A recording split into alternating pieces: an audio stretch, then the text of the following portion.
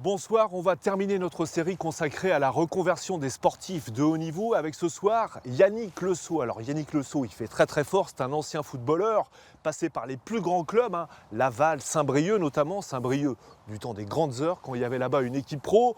Depuis, il s'est reconverti dans le foot un petit peu, mais aussi vous allez voir dans le one-man show. Mesdames et messieurs, voici votre numéro 9, Yannick Le Saux.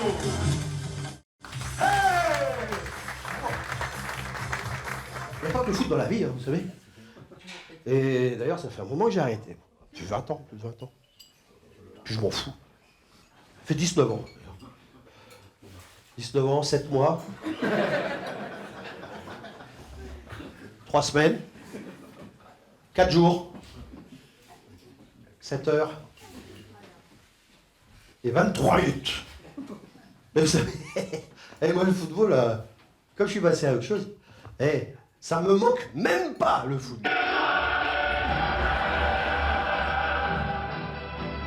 Yannick Le Saux au milieu des joueurs briochins. Bonheur simple d'après-match dans les rues de Saint-Malo. Quand il entre sur la pelouse, il pose les lunettes et porte le numéro 9. La saison passée, il a inscrit 30 buts.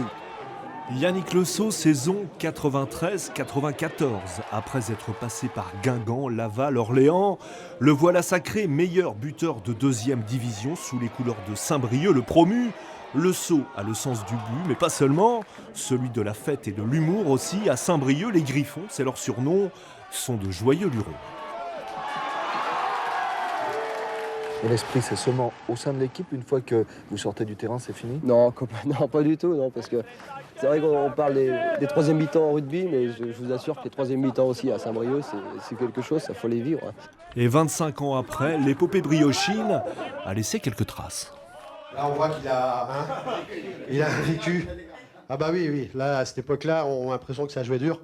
Mais non, c'est en sortant de la boîte de nuit, parce que je m'étais accroché à la poignée comme un con. Sinon, il était tout là, j'avais réussi à... Alors aujourd'hui, le one-man show n'est pas son vrai métier. En fait, Yannick Le Saux n'a jamais pu réellement quitter le monde du foot, l'ambiance des stades. Il s'est reconverti dans la vidéo. Ce jour-là, par exemple, il assurait pour la chaîne Eurosport la réalisation du match de Coupe de France entre Vitré et Le Havre. Je voulais rester dans le milieu, je voulais rester dans le... Après lorsque j'étais journaliste terrain, ça s'est arrêté avec Canal. Et je voulais rester le samedi, quoi. C'était bien, ce milieu du foot et du direct et de l'adrénaline. Et donc, je voulais rester ça. La scène, c'est donc du bonus. Encouragé, épaulé par sa femme, Michel, il a monté sa petite entreprise d'humoriste ambulant, une quinzaine de spectacles par an avec d'autres comédiens, ou bien tout seul, comme un grand. Faut tout faire aussi. Nous sommes les artisans du rire, donc c'est de l'artisanat. Un rôle de saltimbanque auquel il avait goûté pour la première fois en 97, un spectacle de solidarité avec les enfants malades, toujours à Saint-Brieuc, avec l'imitateur Laurent Chandemerle. À l'époque, il n'avait pas encore raccroché son maillot. Renaud, t'es à la recherche d'un emploi, Oui, d'un oui, emploi. Donc, qu'est-ce que tu veux choisir comme emploi? Je voudrais faire un footballeur professionnel. Bon, il y a du prénom et tout. Bon, quelles sont tes motivations? Ma première motivation, c'est surtout pour le survêt, parce qu'on a un survêt gratuit, des chaussures gratuites. Deuxième motivation, c'est surtout pour les gonzesses, parce qu'il faut voir les gonzesses qu'ils ont, tous les pros. Par exemple, par rapport à ceux qui jouent en DSR, il faut voir les boudins. Ouais, le pitre, c'est depuis quand? Depuis tout petit, racontez-nous un peu. Ça, dès que je parlais, je pense, d'après les dires de mes parents, dès que j'ai su parler et que j'ai su que qu'en faisant rire, on avait plus de copains, plus d'amis, je pense que c'est parti comme ça.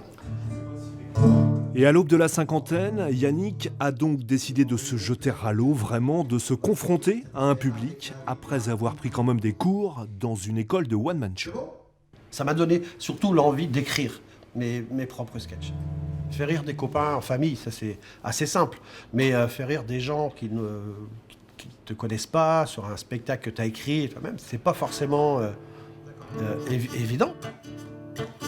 Voyant la montée collective, je m'écarte sur l'aile droite, voici que le ballon arrive. Après un génial coup de patte, le foot n'est pas un jeu de bonne sœur et je sens quelqu'un dans mon dos. Un de ces putains de défenseurs qui ne vous font aucun cadeau. Garatiki. Quel plaisir vous prenez Il y a la tension, il y a... Alors oui, il y a ce track qu'on a avant de monter sur scène. Et puis cette adrénaline qui est lorsque l'on est après devant tout le monde, qui s'en va hein, au fur et à mesure des premières phrases. Mais voilà, il y a un peu, pour faire le parallèle, d'un grand match de foot qui arrive, où on se prépare, il y a une petite tension qui monte, une petite adrénaline, et ouais, j'y vais pour ça aussi. Ouais. Et là, je dribble un joueur, je dribble 2 joueurs, je dribble 3 joueurs, et là, je remets ma... Ça parle de foot ou pas uniquement de foot? Pas uniquement, mais c'est le fil rouge. Je parle des à côté du foot, de la vie du foot, des femmes de joueurs, des blessures que j'ai eues. Mais je parle pas de match, je parle pas d'équipe, de championnat, c'est pas technique.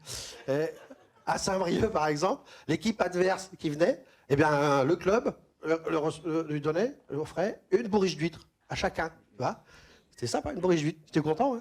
Alors, les cadeaux, c'était suivant la spécialité de la région, évidemment. Puisque nous, on allait jouer à Reims. À Reims, on revenait toujours avec une bouteille de... Vous avez joué aussi là-bas? Non? Enlevé de rideau, alors. Ah, mais c'est vrai, quand on allait au Mans, on avait... Non, un poulet de loué. C'était pas très loin. Bon, Nantes, par contre, Nantes, on ramenait toujours une branlée. Bon, Brest, c'était plus sympa. On revenait toujours avec une cuite. Hein. Ah bah nous, on laissait les 3 points, on prenait les 3 grammes, nous. Hein. Voilà, Itinéraire Bretagne, c'est fini. Vous pouvez retrouver cette page consacrée à Yannick Le Saux sur notre site France 3 Bretagne et les dates de ces spectacles en allant sur Internet et en tapant Rire en Braise. On reste avec lui pour le temps additionnel. On touche au but. Et à Guingamp, il y a des bons joueurs. Il y a même des très bons joueurs à Guingamp. Des très très bons joueurs. Tu sais comment on reconnaît un très bon joueur à Guingamp? Ben, il joue plus à Guingamp. Le président l'a vendu. Ça, c'était un très bon joueur, ça, tu vois.